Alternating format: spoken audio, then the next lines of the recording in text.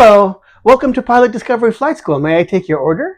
I'll take the private pilot, the multi-engine, the complex endorsement, and the airline transport pilot. I don't think I need any of the others. That'll be all. Hey, student pilot, what are you doing? Oh, hi, Mr. Flight Instructor, sir. I was just placing an order for my pilot license. It doesn't work like that. You can't just place an order for your pilot certificate and all of the add-ons like it's some kind of Amazon order. You have to go in a prescribed sequence. Let me break it down for you. When it comes to getting a pilot license, there are many different endorsements, type ratings, and certificates available to you as you progress through your aviation journey.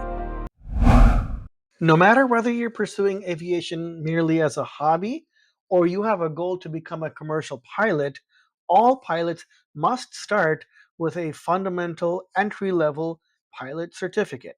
This is typically either the private pilot license or a recreational pilot license or a sport pilot license.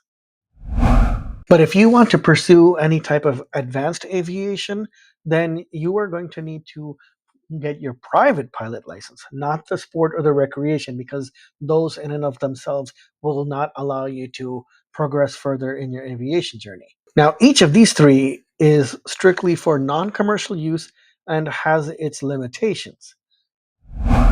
Now, the next step after you've obtained your private pilot license is typically the instrument rating. Now, with a private pilot license or a recreational or sport pilot license, you are only allowed to fly in visual conditions. In other words, you can't fly in bad weather, you can't fly through the clouds. You have to be able to maintain visual contact with the ground at all times and be able to see and avoid other aircraft.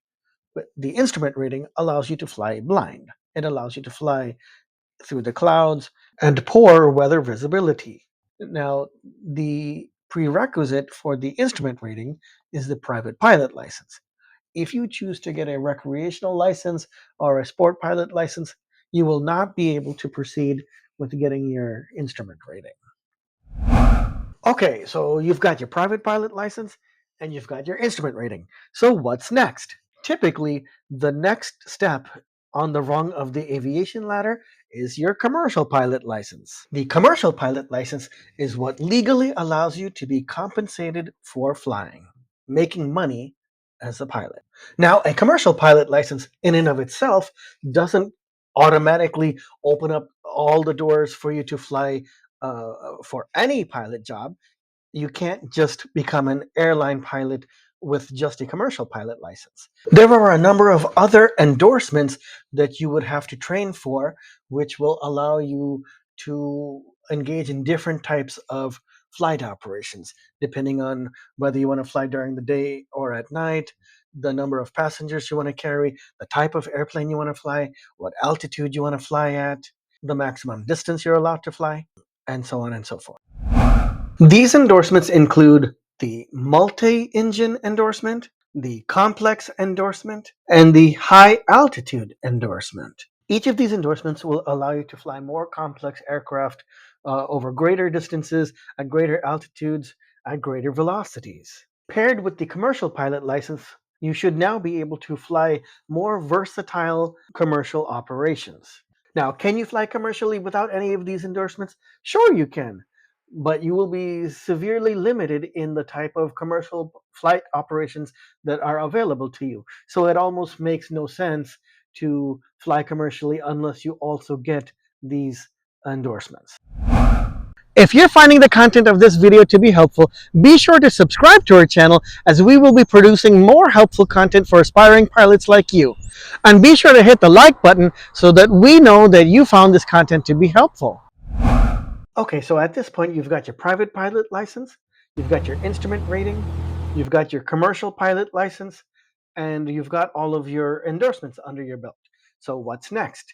Well, at this point, you can fly for pretty much any type of commercial aviation operation, with the exception of passenger or cargo airliners.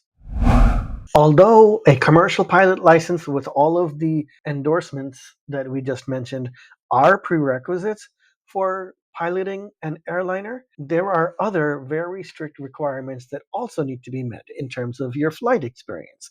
Namely, that you must have a minimum of 1,500 hours of total flight experience, as well as training for the Airline Transport Pilot Certificate. Once you meet these requirements, you will then be able to apply for a job with the airlines.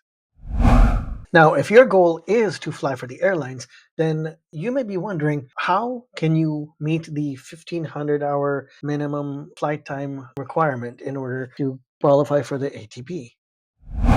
One option is to seek out employment doing commercial flights for charter companies, aerial photography companies, aerial tour companies, things of that nature. Now, the rate at which you are able to accumulate these 1,500 hours is subject to limitations, as the FAA does dictate a maximum number of hours per year that you are allowed to fly commercially, and this also varies depending on whether you are flying under Part 121 or Part 135. Under Part 121, the maximum number of hours you can fly per year is 1,000, and under Part 135, the maximum number of hours you can fly in 1 year is 1,400. But that's a story for another video. Now, one of the most common ways to build up your flight hours to meet the 1,500-hour minimum flight requirement is to become a certified flight instructor. Becoming a certified flying instructor itself requires a certain amount of training in order to earn the CFI license. But once you obtain the CFI license, you will be able to conduct flight training operations that will count toward your 1,500-hour minimum goal. Once you've successfully earned your 1,500 flight hours and you've passed the ATP flight training and earned your ATP certificate, that is essentially the highest level of aviation rating that you can achieve. In addition to the licenses and endorsements that we've already covered in this video, there are a number of other parallel tracks that you can also pursue. For example, there is the single engine seaplane rating, there's the helicopter license, there are other ratings for ultralight and sport aircraft as well. There are even endorsements for banner towing and even tailwheel aircraft. If you found the content of this video helpful, leave a comment below and let us know.